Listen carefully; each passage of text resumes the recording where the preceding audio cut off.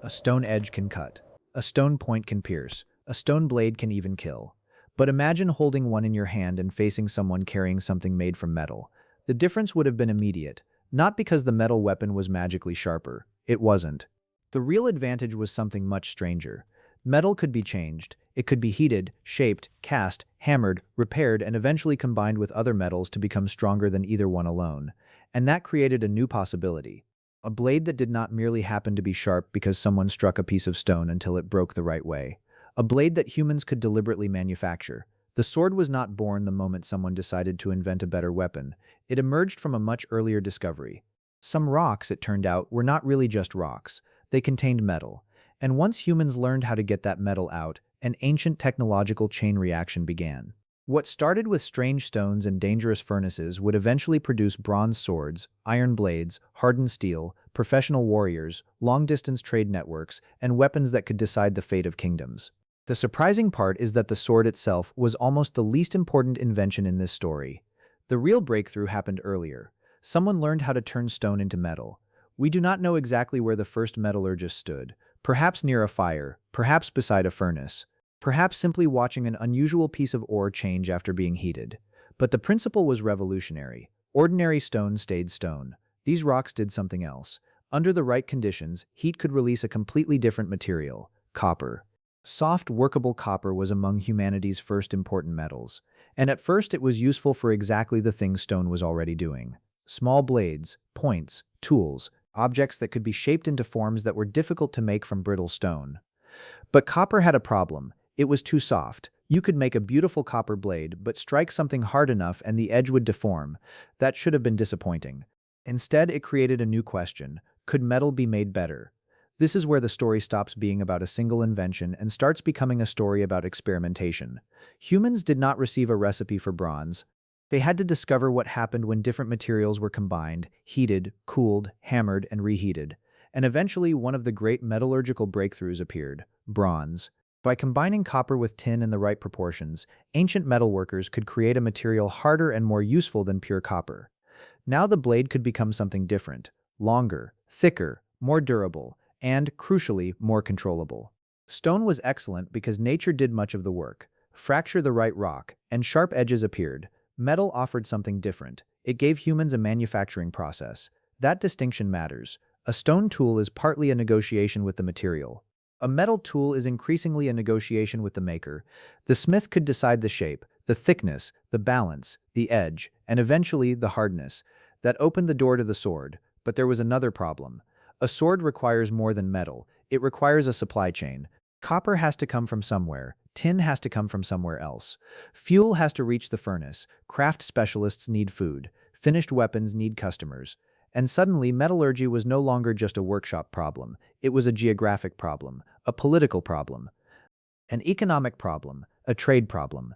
That is why one ancient shipwreck is so important. At the bottom of the Mediterranean, archaeologists found a merchant vessel known as the Uluburun shipwreck, dating to the late 14th century BCE. Its cargo included enormous quantities of raw materials and manufactured goods: copper, tin, glass, precious materials, and bronze objects, including swords. That cargo is more than an inventory. It is a snapshot of an interconnected world, because bronze does not come from a single place. Its ingredients have to meet, and when tin is far away from copper, distance becomes part of the technology. The sword in someone's hand may have depended on miners, merchants, sailors, workshops, political alliances, and trade routes stretching across the eastern Mediterranean and beyond. That changes how we think about invention. We often imagine technology appearing inside a single workshop. But complex technologies rarely stay inside one room.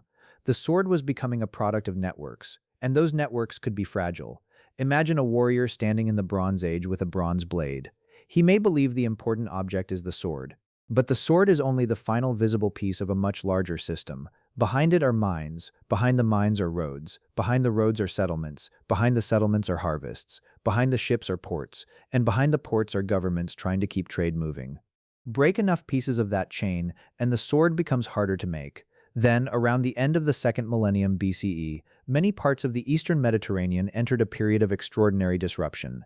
Cities were destroyed, trade networks fractured, political systems collapsed, and some major centers disappeared. The Bronze Age collapse, around 1200 BCE, was not one simple disaster with one universally accepted cause. Evidence points toward a combination of pressures: climate shifts, food shortages, conflict, migration, trade disruption, political instability, and the mysterious groups later associated with the Sea Peoples. The exact sequence remains debated, but one thing is clear: the world that had supported large, interconnected Bronze Age economies became far less stable. Ugarit is one of the clearest examples. The city had been part of a sophisticated international system. Then that system failed, and when the network failed, technology was affected too. This is one of the great contradictions in the history of weapons. The better a technology becomes, the more systems it may depend on. A bronze sword is not simply an object, it is compressed infrastructure. And when the infrastructure collapses, the weapon changes. This is where iron enters the story. Iron had been known much earlier in small quantities, including iron from meteorites, but meteoritic iron was rare. The real revolution required people to extract iron from terrestrial ores. That was much harder. Iron does not simply melt conveniently in an ordinary fire. Getting usable iron requires demanding furnace conditions and a deeper understanding of the interaction between ore, heat, fuel, and atmosphere. And even after iron was produced, the result was not automatically a superior sword. Early iron could be inconsistent. Some pieces were soft, others were brittle. The material had to be worked, carbon had to be controlled, different treatments could alter its properties, and slowly ancient metalworkers discovered that iron was not one material. It could become something much more interesting: steel. This is where the story takes another unexpected turn. The invention of the sword was not a single leap from stone to steel. It was a 5,000-year sequence of increasingly sophisticated discoveries. Stone taught humans how to shape edges. Copper demonstrated that fire could transform raw material. Bronze revealed the power of combining metals. Iron demanded control over furnaces and impurities. Steel revealed that the internal composition of metal itself could determine what a blade could do. The sword became better because humans became better at controlling matter. And this happened across more than one region. Across parts of the Near East, the Mediterranean, Europe, and Asia, different metallurgical traditions developed their own solutions to the same basic problem. How do you make a piece of metal strong enough to hold an edge while tough enough not to shatter? There was no universal answer. Different ores behaved differently. Different furnaces produced different temperatures. Different craftsmen had different techniques. Different societies had different demands. And so metallurgy became something close to a language spoken with fire. Each tradition developed an accent.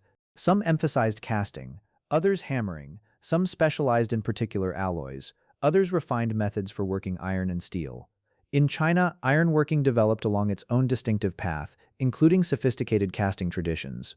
In South Asia, later steelmaking traditions achieved remarkable control over carbon and material structure. Across the Mediterranean and Europe, smithing practices evolved through centuries of experimentation. These histories should not be flattened into one neat story of one people inventing everything and everyone else copying them. The evidence is messier. Technology moves through contact, trade, imitation, migration, local experimentation, and sometimes parallel invention. And that matters because the sword was never just one design.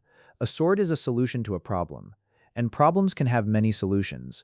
A shorter blade behaves differently from a longer one. A cast bronze blade has different properties from a forged iron one. A weapon optimized for thrusting is different from one optimized for cutting.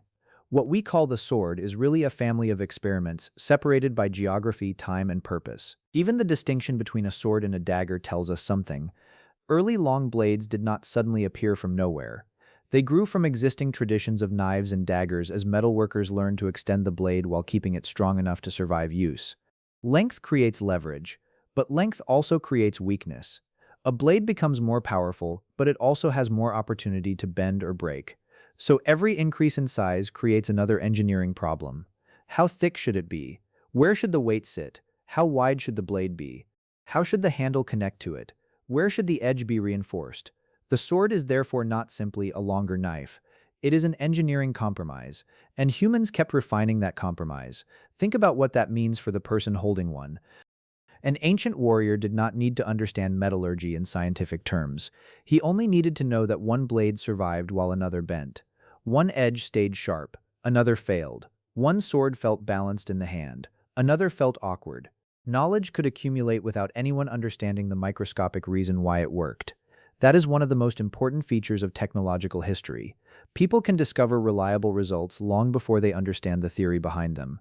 A smith can learn that one treatment makes steel tougher without knowing about crystal structures, carbon phases, or microstructure. Experience becomes a kind of unwritten laboratory. The workshop becomes a place where knowledge is stored in repetition. Heat it this way, hammer it that way, cool it under these conditions, try again, and over generations those small discoveries become traditions. But once swords become reliable enough, something else changes. Their value is no longer limited to the material. A sword becomes a social object. A weapon can identify status. It can symbolize authority. It can become part of burial customs. It can be carried by elites. It can be exchanged as a diplomatic gift. The technology starts changing society, but society also starts changing the technology. That feedback loop is crucial. The more important swords become, the more resources can be devoted to making them.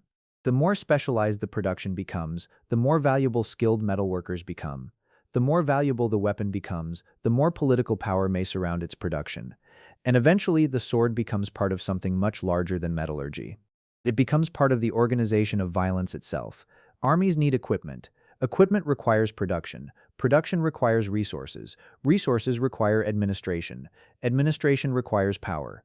And suddenly, a piece of sharpened metal has become connected to states. That may be the strangest transformation of all. The sword begins as an answer to a simple physical problem. How do we make a better cutting and thrusting tool? But once societies build institutions around weapons, the question changes. Who gets to carry one? Who gets trained to use one? Who controls the metal? Who controls the mines? Who controls the trade routes? Who can afford the best steel? And what began as a technological innovation becomes a system of power. This is why the Uluburun shipwreck matters so much. Those bronze swords lying among cargo were not isolated objects. They belonged to a connected world. A world where raw materials could travel long distances, craftsmen transformed them, and finished products moved again. The shipwreck froze part of that system in place. And when we look at it, we are not simply looking at old weapons. We are looking at an economy, a network, a technological ecosystem.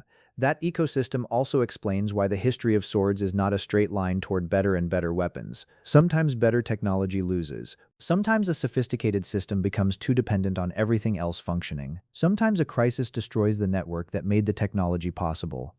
Sometimes a simpler solution survives. And sometimes the greatest breakthrough is not a better blade at all. It is the ability to control the material from which the blade is made. That is the deeper story. Humans did not invent swords because one person woke up and thought, we need swords. They spent thousands of years learning what heat could do. They discovered metal in stone. They learned to cast it. They learned to combine it. They learned to hammer it. They learned to control carbon. They learned from failures. They carried techniques across regions. They built trade networks to obtain materials. They watched some of those networks collapse. And they kept experimenting. 5,000 years of trial and error eventually transformed the sword from a rare metal experiment into one of the most recognizable objects in human history. But the final irony is that the sword was never really the beginning. We remember the polished blade, the famous warriors, the battles, the steel, the legends. But underneath all of that is a much older scene, a human being standing beside a fire, looking at a piece of ordinary-looking stone, and discovering that it is not ordinary at all. That stone contains something that can be extracted, shaped, strengthened, traded, and transformed. From that discovery came tools, then weapons, then industries, then trade routes, then political systems built around controlling resources and force. The sword was simply one of the clearest shapes that this revolution eventually took. And that is why the history of the sword is really the history of learning to control matter. The blade in a museum may look still, cold, finished, but it is the frozen endpoint of thousands of experiments. Every sword carries the memory of a furnace, a mine, a trade route, a craftsman, a failed attempt, a successful technique, and a society that decided the object was worth making. So the next time you look at a sword, do not begin with the warrior who held it. Begin with the stone.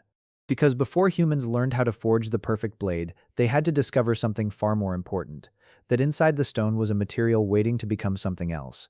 And once humans learned how to make stone become metal, the world itself became a little more workable, sharper, stronger, and much more dangerous.